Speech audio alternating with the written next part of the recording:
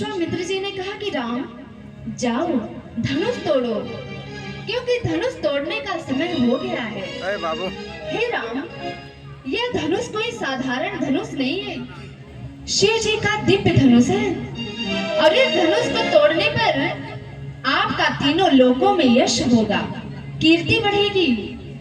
इसलिए राम जाओ और धनुष को तोड़ो, महाराज जनक जी के दुख को दूर करो।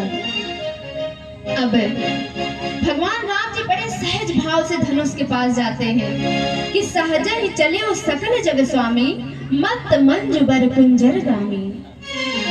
भगवान राम जी बड़े सहजता से धनुष के पास जा रहे हैं। अब राम जी को देखते ही सभी पुरवासी तो भैया सुखी हो जा रहे हैं, लेकिन सीता जी की माता सुनैना जी को दुख हुआ।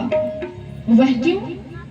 सुनैना जी अपनी सखियों से बोली कि अरे सखी, जिस धनुष को कैलाश पर्वत उठाने वाला रावण और सुमेर पर्वत उठाने वाला बाणासुर छुआ तक नहीं, जिस धनुष को 20,000 हाथों ने मिलकर हिला नहीं पाए, आज उसी धनुष को तोड़ने के लिए विश्वामित्र जी ऐसे सुकुमार बालक को भेज दिए। अरे विश्वामित्र जी को कोई समझा क्यों नहीं रहा कि ऐसे सुकुमार बालक के लिए ऐसा हठ यह उचित नहीं है।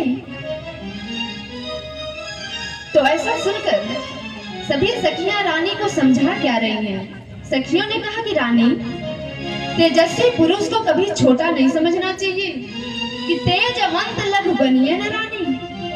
तेजस्वी पुरुष को कभी छोटा नहीं समझना चाहिए। अब यही देख लीजिए, रवि मंडल देखत लघु लागा, उदय तास त्रिभुवन तम भागा। सूर्य मंडल देखने में कितना छोटा लगता है, लेकिन उसके उदय होते ही सारे संसार का अंधकार नष्ट हो जाता है। और इतना ही नहीं रानी, महाराज जी, कहा कुंभज का सिंधु अपारा और सोखी सुयस सकल संसारा। कुंभज ऋषि देखने में कितने छोटे, लेकिन वो अपार समुद्र को सोख गए। और इतना ही नहीं, छोटे से मंत्र में इतनी शक्ति होती है, इतना पावर होता है कि उस छोटे से मंत्र के वश में ब्रह्मा विष्णु महेश से लेकर सभी देवी देवता रहते हैं। इसलिए रानी, आप चिंता न करें। अरे राम जी के वश में यह धनुष क्या, तीनों लोक हो सकता है। अब सखियों के ऐसे गूढ़ वाणी को सुनकर सुनैना जी का दुख तो भैया दूर हो गया, लेकिन हमारी मैया जानकी जी को कौन समझाए। जानकी जी तो इतना अधिक घबरा गई है कि मन ही मन छोटे बड़े सभी देवताओं को मना रही है कि मन ही मन मनाव अकुलानी, हो प्रसन्न महेश भवानी। श्री सीता जी सबसे पहले शंकर और पार्वती जी को मना रही हैं, लेकिन शंकर जी और पार्वती जी तो सीता जी से पहले से प्रसन्न थे।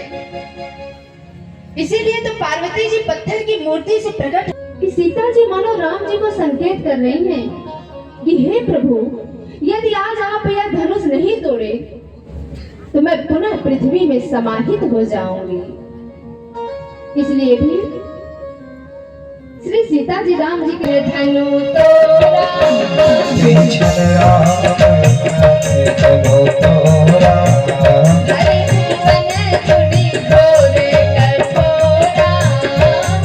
भुवन धुनि घोरे कठोरा,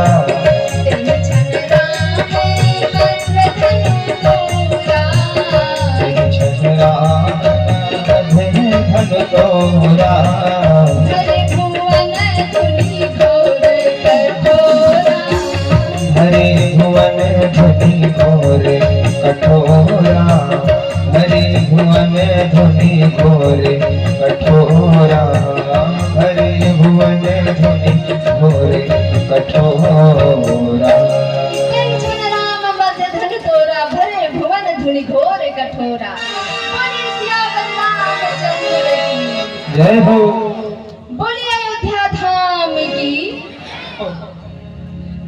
तो इस तरह से आप लोगों के बीच में हमारे प्रभु राम जी धनुष को तोड़े हैं। तो देखिए, धनुष टूटने के बाद सतानंद जी सीता जी को आदेश कर दिए कि बेटी सीता, अब तो राम के गले में जयमाल पहनाओ। दूसरी सीता जी अपने हाथ में जयमाल लेकर राम जी के पास जाती हैं, लेकिन प्रेम बस राम जी के गले में जयमाल नहीं पहना पा रही है कि प्रेम विवश पहिराई न जाए। प्रेम बस राम जी के गले में जयमाल नहीं पहना पा रही है। राम जी ने कहा सीते जयमाल तो पहनाओ। सीता जी ने कहा प्रभु वह तो मैं पहना ही दूंगी, लेकिन पहले आप यह बताइए कि किसी वस्तु को तोड़ने में समय लगता है या जोड़ने में। राम जी ने कहा समय तो जोड़ने में ही लगता है। तो सीता जी ने कहा प्रभु जब आपको तोड़ने में इतना समय लग गया तो मुझे तो जोड़ने में लगेगा नहीं। ठीक। उसके बाद राम जी ने कहा चलो ठीक है कुछ देर और सही। तो जब कुछ देर और हो गया तब राम जी ने कहा सीते अब तो जयमाल पहनाओ, अब तो बड़ा विलंब हो गया।